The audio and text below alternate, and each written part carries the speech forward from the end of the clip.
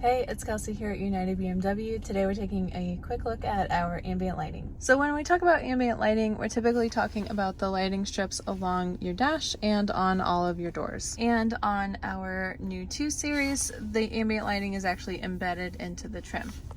To find your ambient lighting menu, you go to Car, Settings, and scroll over until you see Interior Lighting.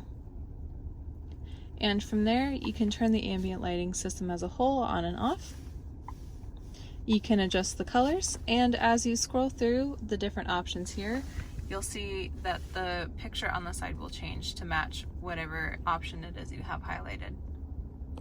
You can also adjust the brightness, either by clicking on it with your controller and twisting, or by making your selections this way. So this is full brightness, and this is as dim as it goes. Dynamic lighting is new to the iDrive 7 system. Essentially what dynamic light means is there are certain warnings and comfort settings that are now linked to your ambient lighting. So for example, when I open a door, the ambient lighting on that door will flash red. That might seem kind of obvious, but if you're ever in a situation where you think you have your door closed and it's not quite, the flashing will remind you. And the last setting here is dimmed for night driving. So as you can see, we have our brightness all the way down, but it's still pretty noticeable.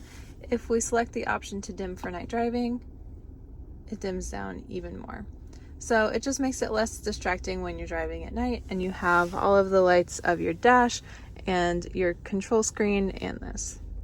Ambient lighting is a standard feature on almost every BMW now, but not everybody knows the changes you can make. If you have any other questions, please reach out to us at unitedbmw.com.